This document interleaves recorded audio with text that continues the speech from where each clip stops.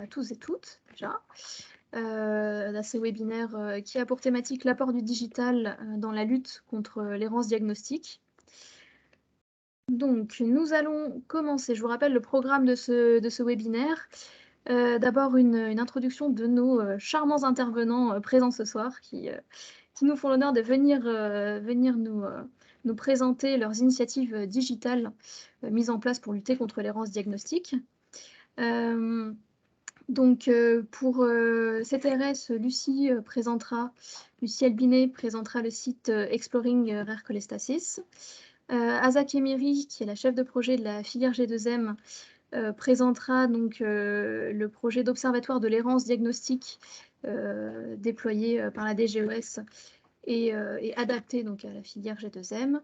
Et Nicolas Garcerlon nous présentera le programme Dr Warehouse et son algorithme.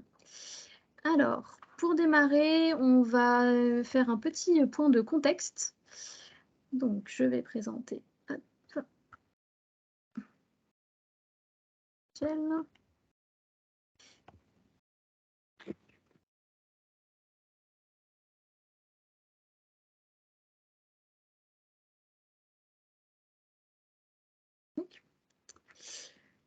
Donc, ce webinaire est organisé dans le cadre du DIGAction. Le DIGAction est un programme d'innovation qui promeut en fait donc l'apport les solutions innovantes digitales dans les maladies et cancers de l'appareil digestif. Il est piloté par 20 associations et sociétés savantes, dont vous voyez les logos à l'écran, donc je ne vais pas les décrire toutes. Il est composé au cours de l'année d'un appel à projet. Cet appel à projet s'est terminé en juin. Donc 24 dossiers ont été déposés, 11 projets finalistes ont été sélectionnés. Et ces 11 finalistes donc, participent au hackathon d'Ijaction qui se tiendra du 14 au 16 octobre prochain. Donc c'est tout bientôt. Ces finalistes travailleront pendant ces 48 heures aux côtés d'experts, des designers, des développeurs, des graphistes, donc des experts tech, de professionnels de santé et de patients, qui sont finalement les utilisateurs des solutions qui seront développées. Et le but, c'est de passer de l'idée au prototype pour ces projets. Donc, chaque année, plusieurs projets sont déposés qui concernent de façon soit directe, soit de façon transversale, les maladies rares. Et parmi les problématiques des projets déposés, on trouve très souvent l'errance diagnostique. C'est quelque chose de récurrent. Et c'est justement l'objet du webinaire de ce soir. Donc l'errance diagnostique et les maladies rares, une longue histoire. Les maladies rares, pour que tout le monde soit bien au point, c'est une maladie qui a une prévalence donc, de moins de 1 sur 2000. On est actuellement en train de recenser encore les maladies rares. On parle de 7000, 8000 maladies. Certains avancent le chiffre de 10 000 qui serait bientôt atteint, notamment grâce au progrès de la génétique, puisque 80% des maladies rares sont d'origine génétique. Et le diagnostic est très long et difficile à obtenir parce que ces maladies sont très hétérogènes, elles sont mal connues. Donc le délai moyen pour obtenir un diagnostic actuellement pour un patient maladie rare, c'est 4 ans, ce qui est énorme. Et par errance diagnostique, donc la définition, c'est la période allant de l'apparition des premiers symptômes à la date à laquelle un diagnostic précis est posé. Donc aujourd'hui, on estime que seuls 50% des patients maladies rares bénéficient d'un diagnostic. Cette errance diagnostique a bien évidemment des conséquences qui sont de diverses formes, des conséquences médicales, des conséquences psychologiques, des conséquences sociales et des conséquences économiques. Des conséquences médicales d'abord, puisque des traitements existent pour, sinon soigner, du moins retarder l'évolution de la maladie. Plus le patient est pris en charge tardivement, plus sa maladie est à un stade avancé. Donc c'est quand même quelque chose de très complexe. Des conséquences sociales et psychologiques au point de vue de l'isolement. Les patients sont rendus à eux-mêmes. ont souvent un parcours qui est chaotique entre la médecine de ville, les rendez-vous des spécialistes. Donc il y a beaucoup de tâtonnements et puis des conséquences économiques pour les rendez-vous qui sont multipliés pour rechercher la cause des symptômes présents, des traitements qui sont parfois mis en place qui sont inefficaces, voire délétères. Donc, dans toute cette question de l'errance diagnostique, les différents acteurs cherchent des solutions et les solutions passent souvent par l'apport du digital. C'est ce que nous allons voir avec nos intervenants, auxquels je vais laisser la parole. Et donc, nous allons commencer avec Lucie. Bonjour. Alors, je vais partager mon écran. Voilà. Alors, je ne sais pas si vous le voyez. Je vais enlever le mode. Voilà. Ah.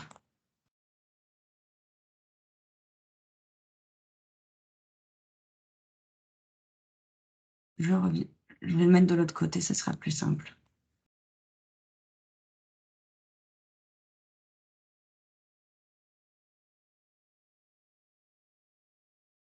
Voilà, normalement, c'est bon. C'est tout bon. Voilà, donc oui, merci beaucoup déjà pour l'invitation à l'équipe de Divaction.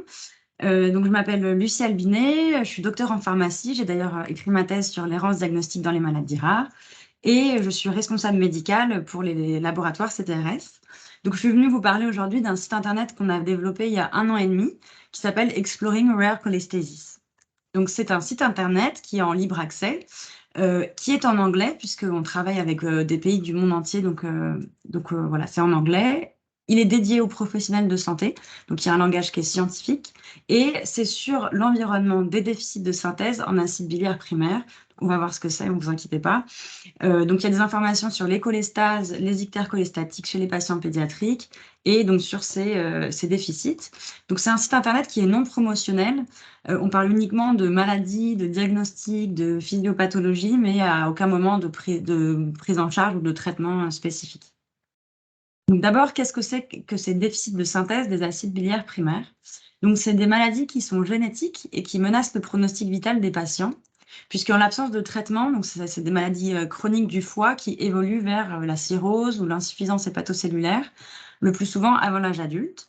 Et en l'absence de traitement, ces maladies entraînent le décès des patients ou la nécessité d'une transplantation hépatique. Donc on comprend bien que dans ces maladies-là, le diagnostic précoce est essentiel dans la plupart des maladies, mais dans celle-là, il y a une urgence qui est vitale. De plus, ce sont des maladies qui sont très rares, puisqu'elles sont responsables de 1 à 2% des cas de cholestase néonatale. Donc, si on prend à l'échelle, si on imagine ce cercle comme les cholestases néonatales, à l'échelle, les déficits de synthèse en acide biliaire primaire représentent uniquement ce petit point rose. Donc, on voit que c'est vraiment, vraiment rare. Et de plus, comme la plupart des maladies rares, c'est des maladies qui sont sous-diagnostiquées. Et du fait, dans ces maladies, de 2 points majeurs. Premièrement, du manque de connaissances et d'expérience des professionnels de santé sur ces maladies. Voilà, la plupart du temps, les médecins ne comprennent pas les symptômes de ces maladies et donc il y a un retard du diagnostic. Et d'autre part, à cause d'un manque d'accès à des laboratoires spécialisés.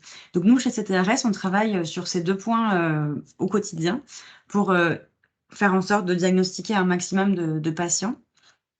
Et donc, pour parler de ce premier point, des manques de connaissances et d'expérience, nous, on travaille beaucoup sur des activités de sensibilisation des professionnels de santé.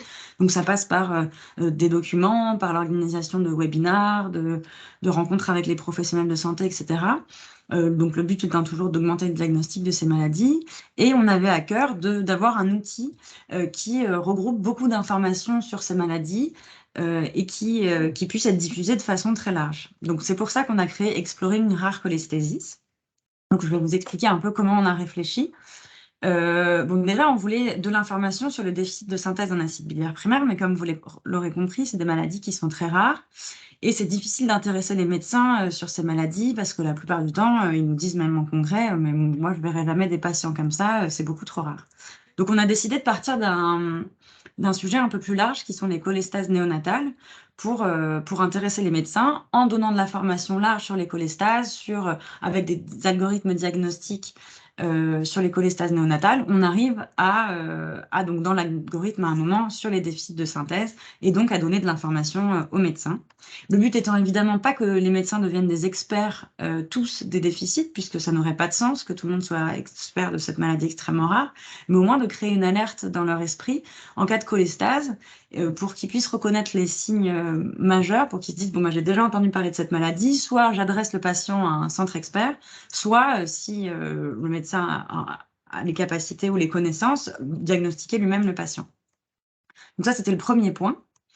Et ensuite, pourquoi un site internet? Alors d'abord, on a défini les besoins. On voulait donc pouvoir avoir beaucoup de contenu scientifique dessus. La cible est internationale, puisque, comme je vous le disais juste avant, on travaille avec des pays du monde entier.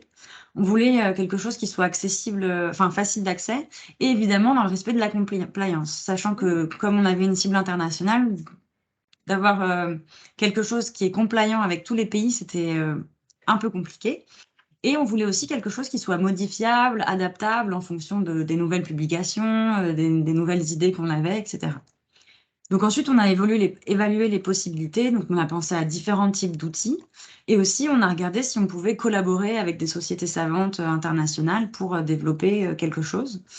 Donc cette collaboration, donc finalement, on a choisi voilà, un site internet parce que c'était plus adapté à nos besoins en termes de contenu. On pouvait mettre des vidéos, des schémas, des cas cliniques, etc. On va le voir juste après.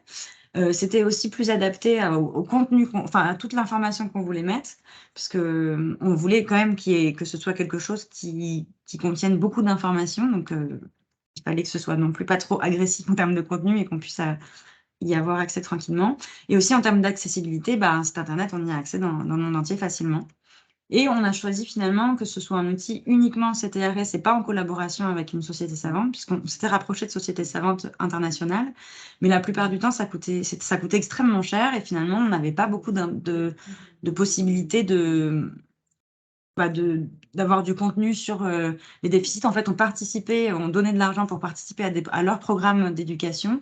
Et donc, on n'avait pas de certitude qu'il y aurait de l'information donnée sur la maladie qui nous intéressait. Donc, on a plutôt choisi un outil CTRS pour l'indépendance du contenu, du design, de l'utilisation et aussi de la diffusion. Donc, je vais aller sur le site internet maintenant. Donc, il se présente comme ça. On a juste besoin de dire oui, je suis un professionnel de santé pour y accéder. Donc, ça, c'est juste une histoire de compliance. On n'enregistre aucune donnée. Et on rentre directement sur la partie qu'on appelle la partie bleue, qui est sur les cholestases rares. Donc, il y a de nombreuses informations. On rentre directement par les algorithmes diagnostiques. Je vais vous montrer l'exemple d'un ici.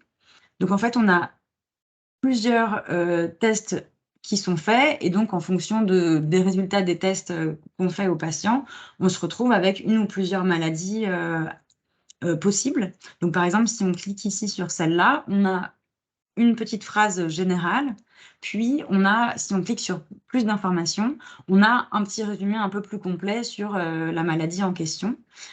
Et alors, évidemment, tout est référencé à la fin. On a utilisé plus d'une centaine de publications pour ce site internet et ensuite, il a été revu par des experts de différents pays européens.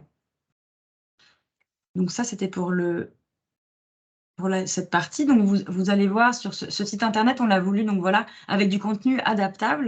Donc, il n'y a pas tout qui nous saute au visage. On peut cliquer sur différents points qu'on veut approfondir ou pas. Donc là, il y a aussi des informations donc, plus générales sur les cholestases et les jaunisses et les ictères. Donc on peut encore cliquer pour avoir plus d'informations. Donc c'est à peu près le même système pour les autres pages. Et enfin, on a sur cette partie-là tout qui est disponible en fiche imprimable. Donc on peut télécharger des fiches au format PDF. Parce que souvent, quand on a des informations voilà, sur un site qui nous intéresse, on veut imprimer des pages ou les garder. Et en fait, c'est très compliqué. Donc, on a tout mis en format PDF pour que les médecins puissent les télécharger, les imprimer, les transférer à leurs collègues si besoin. Voilà. Et donc, il y a la partie générale sur les cholestases. Et si on clique sur cette partie-là, donc c'est sur les déficits de synthèse en acide biliaire primaire, on se retrouve sur une autre face du site. C'est comme un peu un KOA réversible. on se retrouve avec des nouveaux onglets et toute une nouvelle couleur. Et donc là, voilà, il y a encore d'autres informations. Donc, on a un petit quiz.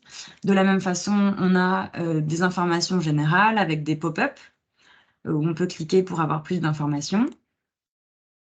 On a aussi inséré donc, dans cette partie sur la physiopathologie une vidéo qui explique la physiopathologie. On a un schéma aussi qui montre comment la physiopathologie marche. Et donc, on peut cliquer sur des petits numéros pour avoir plus d'informations. Donc là, bon, je ne vais pas aller sur cette partie-là parce que c'est à peu près pareil. Et enfin, on a des cas cliniques pour justement être vraiment, intéresser les médecins pour voilà, dans leur pratique quotidienne, ils ont des cas cliniques. Donc, on a mis des cas cliniques qui se déroulent à peu près de la même façon à chaque fois. L'histoire du patient jusqu'à son diagnostic. Et enfin, à la fin, quelque chose qui résume les signes qui auraient pu faire penser à un déficit. Voilà. Et donc, pareil, tout est disponible en fiche imprimable et en format téléchargeable. Et les images des schémas sont téléchargeables pour que les médecins puissent les utiliser si besoin dans des présentations.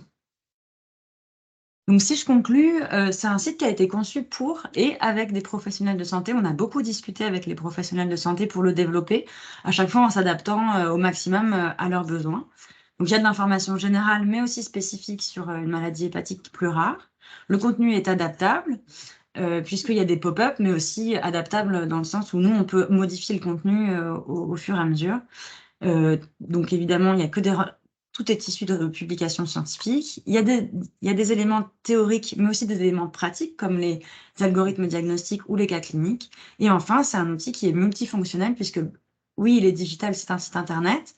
On peut y accéder sur l'ordinateur, mais aussi sur le téléphone. Mais aussi, il y a des fiches imprimables pour y accéder aussi quand on n'a pas Internet. Voilà pour moi, pour cette présentation. N'hésitez pas si vous avez des questions. Peut-être que c'est à la fin, je ne sais pas. On prendra les questions à la fin. Merci beaucoup, Lucie, pour cette présentation très complète et puis qui montre vraiment tout ce qu'il est possible de faire pour être adapté en fait aux besoins des utilisateurs. Donc là, on est parti sur on a commencé par du très spécifique. On va prendre un petit peu de hauteur pour revenir au fur et à mesure à du un peu plus générique, tout en restant dans les maladies rares, avec la présentation d'ASA donc sur le projet d'observatoire de l'errance diagnostique. Je te laisse la parole, Asa, et je vais mettre en partage les slides.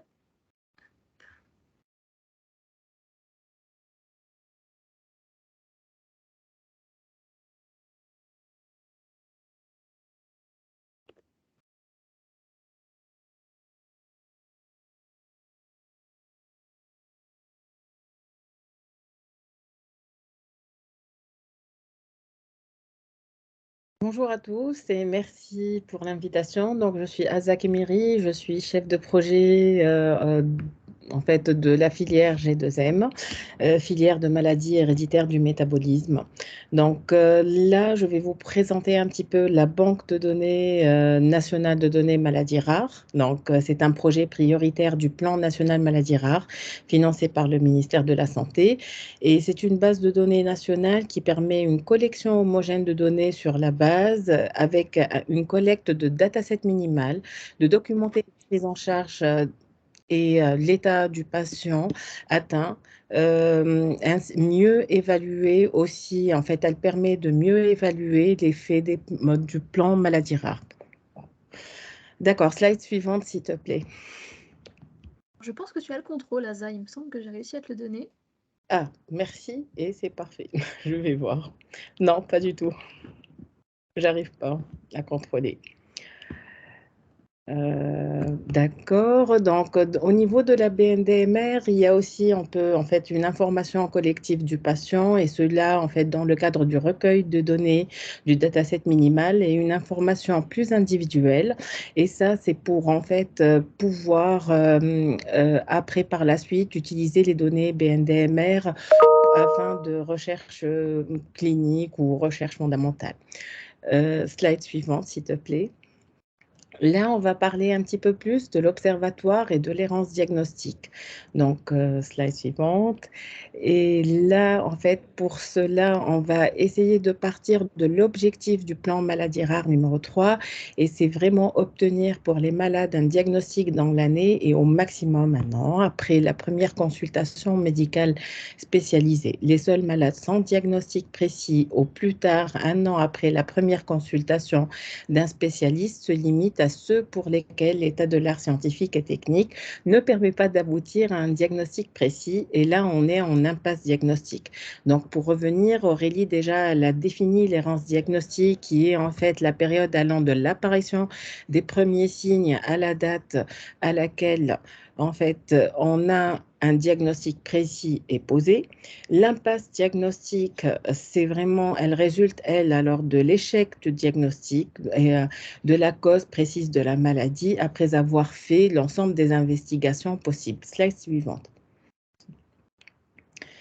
En fait, si on part du coup d'un patient qui a subi toutes les investigations, en fait, et en fin de compte, il n'a pas pu avoir de diagnostic, il est en impasse diagnostique et il passe en RCP génome, c'est une réunion de concertation pluridisciplinaire, voilà, qui permet en fait plus détaillé, en fait, de voir au niveau du génome les mutations qui sont susceptibles, en fait, d'avoir causé sa pathologie.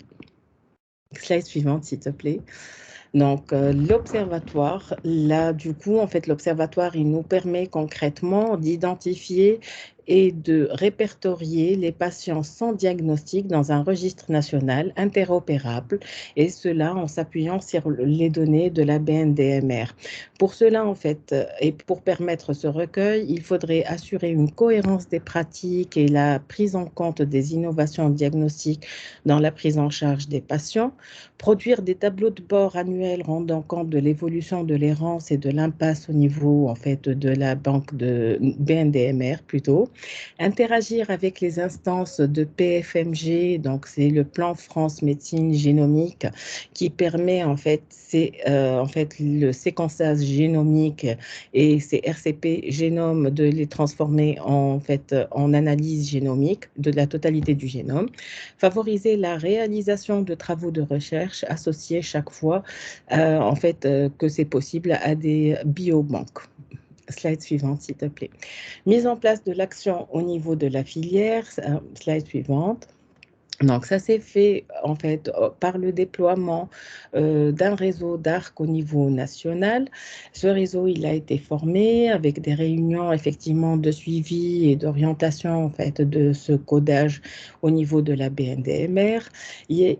Pour cela, on a développé 6 guides de codage. En fait, c'est un guide qui va permettre d'harmoniser les pratiques, de coder en fait au niveau des pathologies, faire des guides aussi spécialisés pour les paramédicaux ou bien des guides avec des situations spécifiques comme l'urgence ou la réanimation. Slide suivante, s'il te plaît. En fait, l'harmonisation aussi est passée par un codage des pathologies d'une façon uniforme et harmonisée au niveau de toute la filière, et un codage, en fait, et l'harmonisation aussi du code Orphanet des maladies au niveau national par le réseau d'ARC. Slide suivante. Slide suivante, s'il te plaît.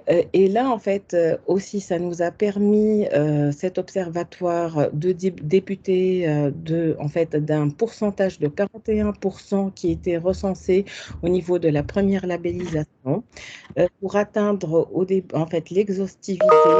Et là, en fait, on est à 100% et même on commence à dépasser un petit peu avec une saisie de patients nouveaux. Donc là, depuis 2017 à ce jour, on a eu une saisie de 2313 patients supplémentaires. Slide suivante. Donc, cette saisie aussi nous a permis d'avoir des chiffres au niveau de la file active, des consultations, des hôpitaux de jour, les hospitalisations conventionnelles. Slide suivante. En fin de compte, la stratégie de la filière était de commencer par atteindre une exhaustivité numérique de codage, donc en fait, d'avoir en fait un codage et une qualité quantitative, Par la suite, on a attaqué la phase en fait de la qualité. Et cette qualité est passée par en fait repérer via le déplacement des arcs en fait les médecins et les patients qui sont hors de centres d'expertise, saisir leur activité, les inclure dans des centres de référence. De ça, en fait, on a pu réduire l'errance de ces patients et en fait les inclure dans des centres. Et maintenant, en fait, ils sont plus référencés au niveau des maladies métaboliques héréditaires. Par la suite aussi, on a pu mettre à jour en fait le profil des patients qui étaient en cours ou probables et les passer en profil confirmé ou indéterminé. Pour les profils indéterminés, là, on les passe en RCP génome et après, en fait, par ce moyen, on a pu réduire aussi l'impasse diagnostique pour ces patients. Slide suivante, s'il te plaît. Donc, aussi, en fait, dans le but de lutter contre l'errance, on a un futur projet qui est en cours avec le Dr Wirehouse. Et en fait, ce projet, en fait, dans la filière, on a eu l'idée avec Nicolas Garceland de repérer les patients dans les hôpitaux dans lesquels le Dr Wirehouse est déjà déployé, parce qu'en fait, on a remarqué qu'on a eu des petites difficultés pour déployer en fait dans des nouveaux hôpitaux là où il y a les centres de référence. Donc, on va commencer par les hôpitaux dans lesquels le Dr Wirehouse est déjà déployé, repérer ces patients, voir avec les signes cliniques des pathologies bien définies, après confirmer ces diagnostics, et de là aussi, ça sera un moyen pour nous précieux d'éviter les errances diagnostiques. Pour en fait, et du coup, en fait, je vais utiliser ce moyen pour que en fait Nicolas pour continuer et introduire le Dr Wirehouse. Merci à vous. Merci Asa. Du coup, je prends le relais directement. J'ai l'écran. Donc, moi, je vais vous parler un peu de ce qu'on fait à l'Institut Imagine et à l'hôpital Necker Enfants Malades. Donc, moi, je suis ingénieur agro de formation et j'ai un doctorat en santé publique, en informatique médicale. Et je travaille depuis 2001 sur les données hospitalières. Donc, moi, ce qui m'intéresse, c'est vraiment de voir comment on peut réutiliser les données hospitalières qui sont produites par les médecins à la base pour le soin et qu'on va pouvoir réutiliser pour d'autres sujets. On se positionne dans le contexte de système de santé, ce qu'on appelle système de santé apprenant. L'idée du système de santé apprenant, c'est qu'on a des données qui sont produites dans le milieu hospitalier, qu'on va réutiliser dans le cadre de la recherche et qu'on va pouvoir réinjecter les connaissances acquises pour le soin. Et moi, ce que je rajoute dans le système de santé apprenant, ce qui est souvent peu mis en place, c'est un raccourci qui permet de réutiliser cette donnée hospitalière directement pour le soin, sans passer par une phase recherche. Parce que finalement, c'est souvent les laissés pour compte, les médecins. Ils produisent beaucoup de données, mais ils ont du mal à pouvoir les réexploiter. Alors, il y a plein de verrous pour faire ça, et le premier, c'est l'accessibilité aux données, leur hétérogénéité, leur cloisonnement dans l'hôpital, leur volume extrêmement variable, leur typologie. Quand on parle de typologie, je parle de données structurées, de données de signaux comme les ECG, et de données évidemment non structurées. Il y a 2 ans, on a fait une étude pendant le Covid, on a regardé dans quel type de données on avait les comorbidités associées aux patients qui avaient le Covid-19 et qui étaient hospitalisés.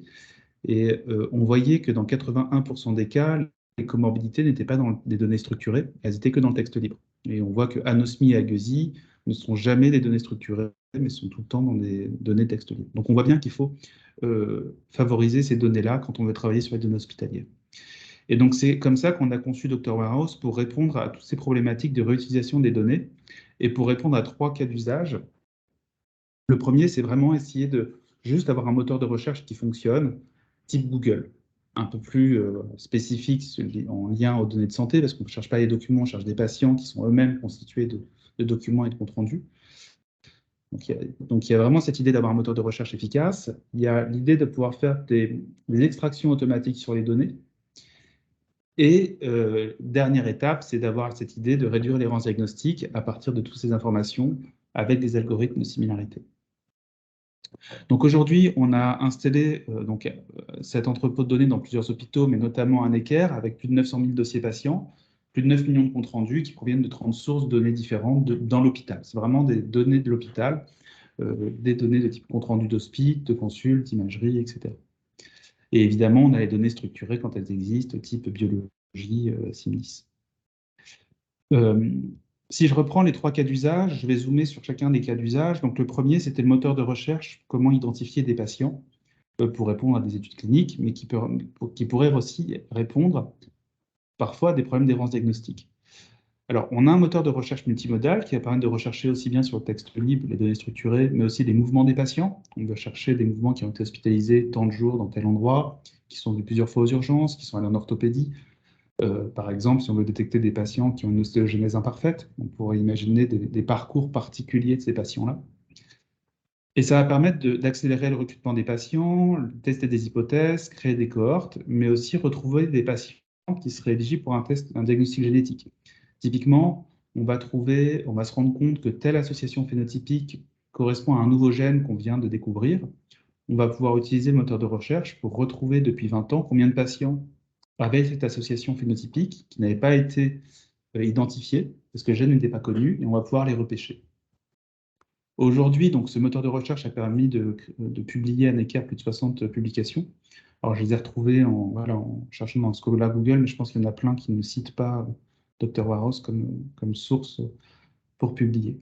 Mais il y a eu là, je crois qu'on a plus de 1500 cohortes qui ont été créées avec cet entrepôt de données. Donc, à droite, on a l'illustration du moteur de recherche. Je ne vais pas rentrer dans les détails dans les 10 minutes qu'on a.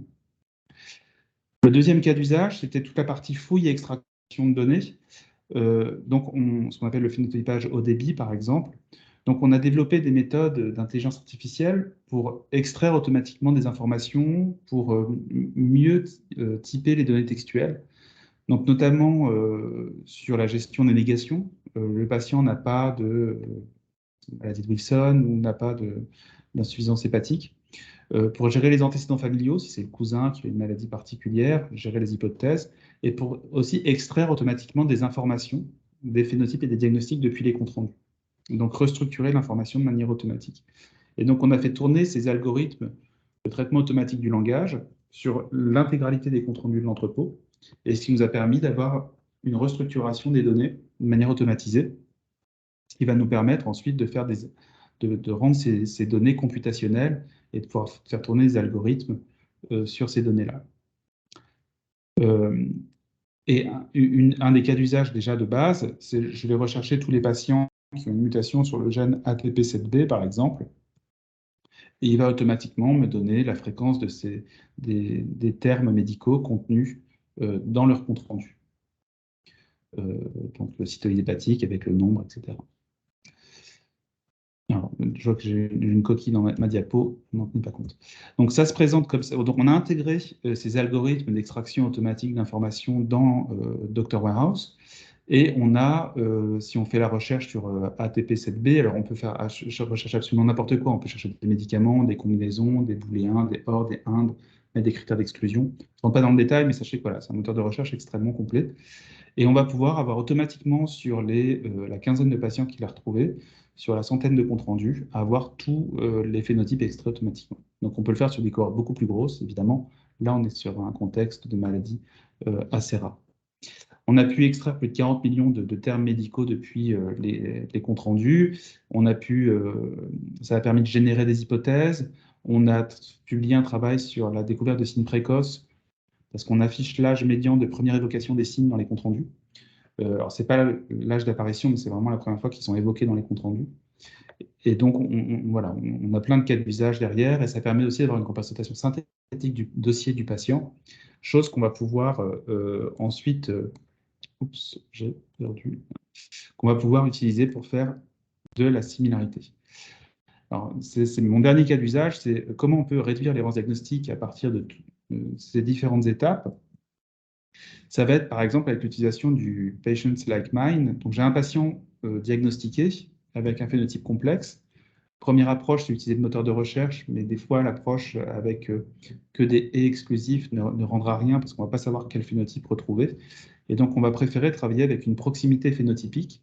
Donc, à partir de sa patient index, calculer une distance de similarité avec tous les patients de l'entrepôt et prendre les patients qui ressemblent le plus. Et dire que parmi ces patients-là, il y a peut-être des patients qui ont le même diagnostic génétique. Et donc, on va pour ça se baser sur les termes, sur les comptes rendus et les termes extraits des comptes rendus. Donc, ce que j'ai expliqué tout à l'heure. Donc, pour chaque patient, on va avoir une liste de termes de phénotypes extraits depuis les comptes rendus. Et on va pouvoir faire un calcul de similarité entre le patient atteint et tous les patients d'entrepôt et ressortir les patients les plus similaires. Alors, donc, on a publié ce travail qu'on a évalué, on a montré son efficacité dans le Journal of Biomedical Informatics. On l'a intégré dans le Dr Warehouse. Donc, quand on est sur une vue sur un patient, sur le dossier d'un patient, on va pouvoir avoir l'onglet similarité et il va automatiquement nous donner les 20 patients, les 30 patients les plus similaires. Et au médecin ensuite de décider si c'est un patient effectivement qui mériterait de regarder s'il est éligible pour la mutation ou s'il a un diagnostic différentiel, ce qui est parfois possible. Si je continue, donc ce travail a notamment été utilisé par le service de neurologie pédiatrique à Necker, où ils ont pu l'utiliser pour retrouver des patients mutés sur gène KCNA2 avec cet outil de similarité, uniquement à partir des phénotypes extraits depuis les comptes rendus. Alors, de manière plus générale, pour la vision un peu globale de ce qu'on fait, on est vraiment sur une idée d'utiliser le dossier électronique du patient hospitalier vers une représentation qu'on va dire computationnelle, sur une représentation qu'on va pouvoir utiliser ensuite pour faire des calculs, des agrégats, des extractions. Et donc, on va travailler sur l'extraction des phénotypes pour avoir une représentation de l'histoire naturelle de la maladie. On va l'utiliser pour faire du screening dans les hôpitaux avec une similarité phénotypique. On va pouvoir aller même jusqu'à la création de patients archétypaux. C'est un patient fictif qui va représenter une maladie comme la maladie de Wilson, par exemple, et essayer de voir si on repêche des patients dans des hôpitaux qui n'ont pas de centre de référence adapté. On a publié Dr Warehouse comme un logiciel open source et on a créé une start-up en parallèle. Donc j'ai un lien d'intérêt évidemment avec l'Institut Imagine. On a créé une start-up qui s'appelle Codoc qui se charge de diffuser cette technologie dans les hôpitaux et il est installé aujourd'hui dans plus d'une dizaine d'hôpitaux en France. Tout ce travail a été fait avec une équipe pluridisciplinaire à l'Institut Imagine avec l'hôpital Necker et les différents centres de référence de l'hôpital Necker.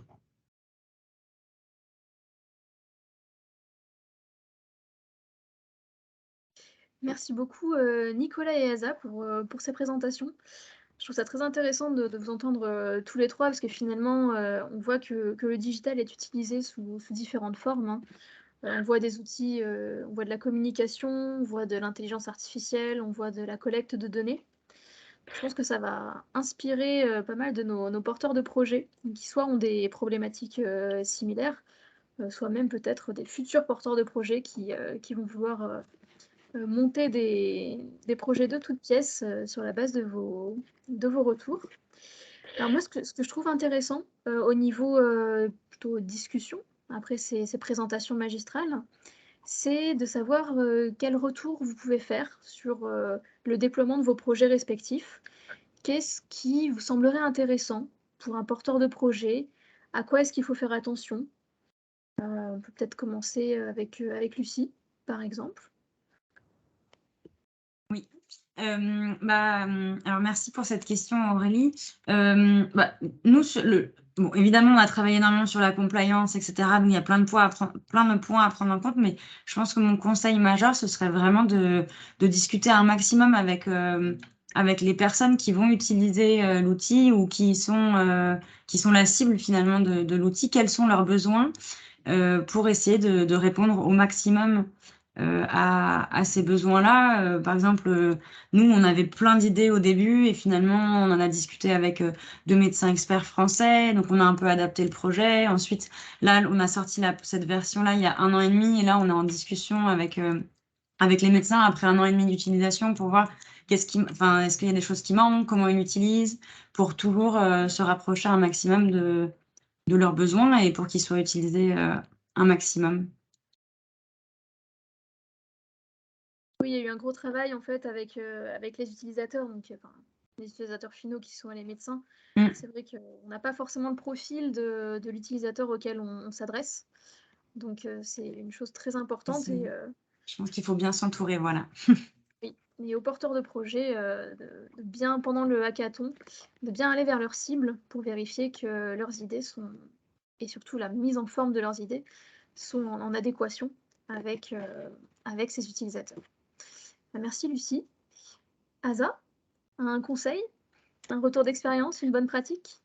Oui, moi, si j'ai un conseil, c'est l'aspect collecte de données, en fait. C'est l'aspect qui était le plus difficile au niveau de la filière. C'est un point à ne pas minimiser, vraiment. La méthode, la faisabilité aussi, au niveau du territoire régional, au niveau d'un organisme. Vraiment, tout ça, en fait, c'est vraiment à prendre en compte. Et la gestion, la méthode, comme, voilà, tout ça. Oui, parce que dans ta présentation, Asa, tu mentionnais que finalement vous aviez mis enfin, vous avez une évolution énorme, mais c'est au moment où vous avez mis les moyens humains supplémentaires, c'est ça? Ah oui, oui, parce qu'en fait, on est parti d'une arc sur place pour faire la collecte et la saisie au niveau national. C'est difficile. En fait, il n'y a pas de centre. En fait, ils sont débordés. Il n'y a pas de, en fait, de moyens humains même de mettre à disposition des données de cette façon. Donc, vraiment, c'est le déplacement, l'arc qui est à proximité. C'est ça qui a permis, en fait, d'avoir cette exhaustivité. Et là, maintenant, la qualité de données, la modification.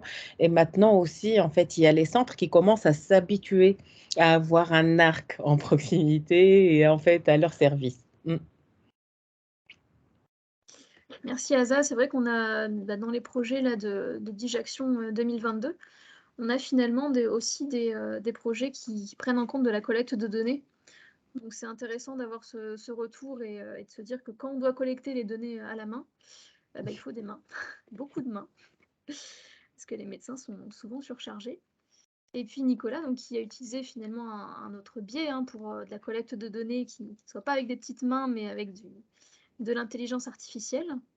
Quel conseil, quelle bonne pratique est-ce qu'on nos porteurs de projets pourraient tirer de Dr Warehouse? Docteur Awara, je sais pas plein de choses, évidemment, en tout cas l'accès aux données, mais ça c'est un autre sujet.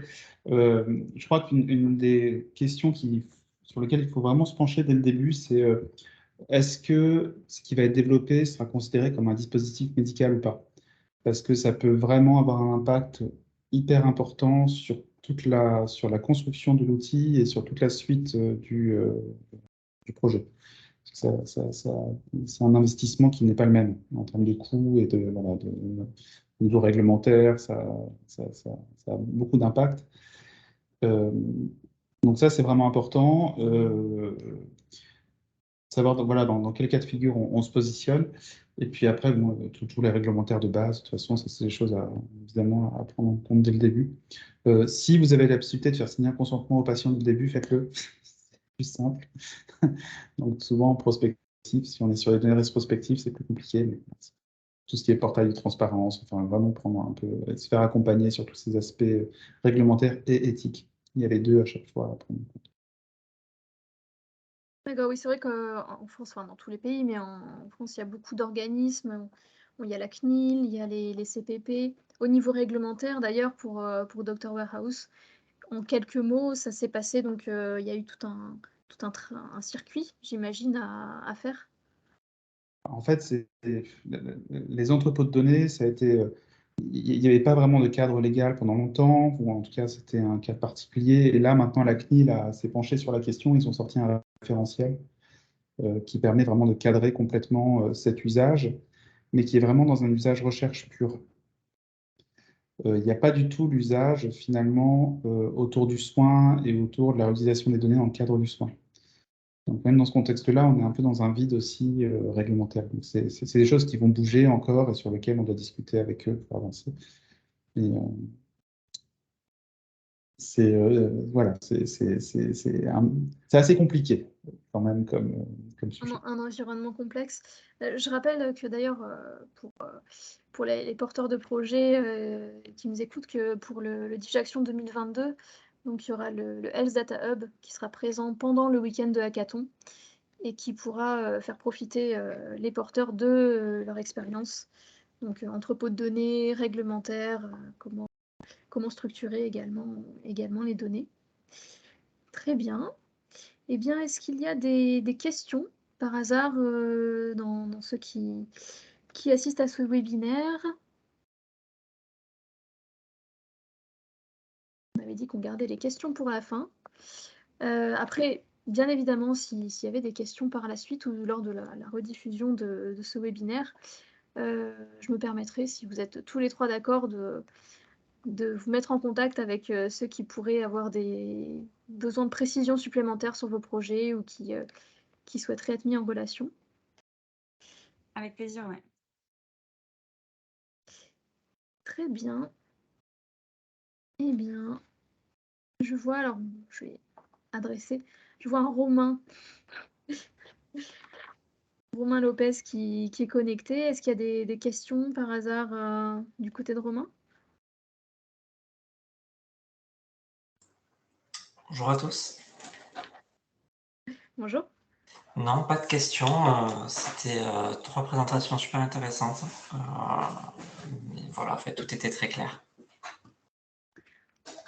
Super. C'est sans doute dû à la qualité des intervenants. C'est ça, ils ont bien été choisis. Eh bien, merci beaucoup. Ça sera peut-être le mot de la fin. Donc, merci beaucoup. Je vous rappelle que vous êtes tous les trois les bienvenus hein, si vous voulez rejoindre donc, le hackathon du 14 au 16 octobre. Il n'y a pas besoin de passer forcément les 48 heures, mais si vous voulez vous joindre à une équipe projet, même pour quelques heures, apporter votre regard, votre expertise, étant donné que vous avez cette expérience qui est enrichissante et intéressante. N'hésitez pas.